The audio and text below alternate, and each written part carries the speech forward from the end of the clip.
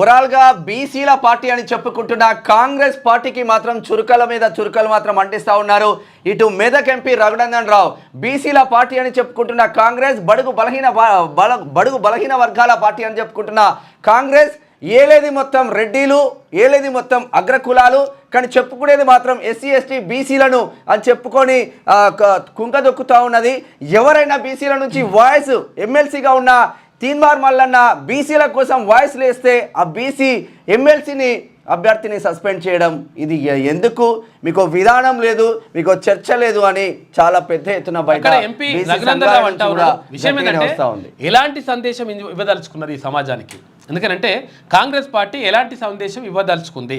ఎందుకనంటే ఒకవేళ అప్పుడు గతంలో చాలా మంది రకరకాలుగా భావ ప్రకటన స్వేచ్ఛ అంటే కాంగ్రెస్ లో ఓన్లీ రెడ్డిలకే ఉంటుందా?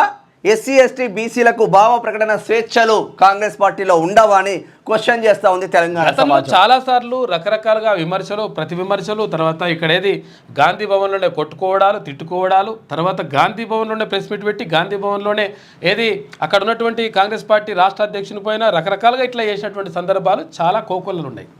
అయినప్పటికీ ఒక బీసీ అయినందుకేనా ఇక్కడ తీన్మార్ మల్లన్న పైన ప్రత్యేకమైనటువంటి చర్యలు తీసుకుంటున్నారు ఒక సామాజిక వర్గం అని చెప్పేసి ప్రధానంగా చర్చ జరుగుతూ ఉంది. ఇది ఎక్కడికి దారితీస్తుంది, ఏం కథ అవుతుంది అన్నట్టు. ఎందుకంటే మొత్తం కూడా ఒక రకమైనటువంటి లైన్ గీత మాత్రం కనిపిస్తూ ఉంది. దీనివల్ల ఎవరికి నష్టం జరుగుతుంది, ఎవరికి లాభం జరుగుతుంది? తర్వాత విషయం లాభ నష్టాలు పక్కకు వదిలిపెడితే నిజంగా అసలు యాక్చువల్గా చేయాల్సిన పని ఏముండే? నిజంగా ఒకవేళ సస్పెండ్ చేయాల్సినటువంటి అవసరం ఉన్నదా? అంటే అంత తీవ్రమైనటువంటి తప్పేమైనా చేసిండా? అంటే ఒకవేళ జరుగుతున్నటువంటి పరిణామం ఏదైతే ఉందో కులగణనకు సంబంధించి ఈ కులగణనలో తప్పులు జరిగినాయి, దొర్లినాయి, కాబట్టి దీన్ని సరి చేసుకోవాల్సిన అవసరం ఉన్నది. సరి చేసుకుంటే ప్రభుత్వానికి మంచి పేరు వస్తుంది. తర్వాత సరి చేసుకుంటే రాహుల్ గాంధీ గారు ఏదైతే ఆశయం పెట్టుకున్నారో ఆ ఆశయం నెరవేరుతుంది అని చెప్పేసి తీన్మార్ మల్లన్న ప్రయత్నిస్తే ప్రత్యేకంగా దీనిపైన ఇట్లా చేయడం వల్ల అంటే యాక్చువల్గా రఘునందన్ రావు గారు అంటున్నాడు, ఏమంటుండంటే ఎలాంటి సందేశం ఇవ్వదలుచుకున్నారు?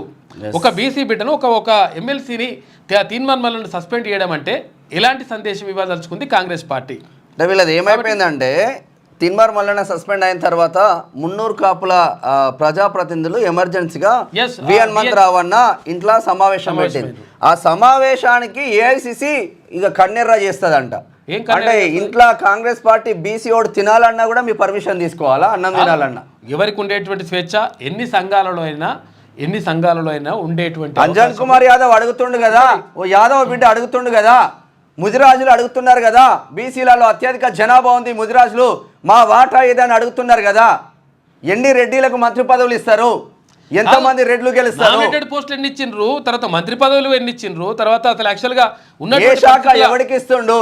ఉన్నాయి అన్ని కూడా ఒక సామాజిక వర్గానికే ఇస్తే 100% ప్రజల నుంచి వ్యతిరేకత రాదా?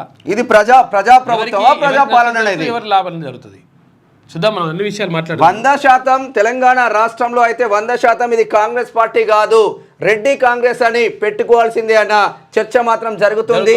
మరి రెడ్డి కాంగ్రెస్ పార్టీకి ఇప్పటికైనా మేల్కోవాల్సిందిగా.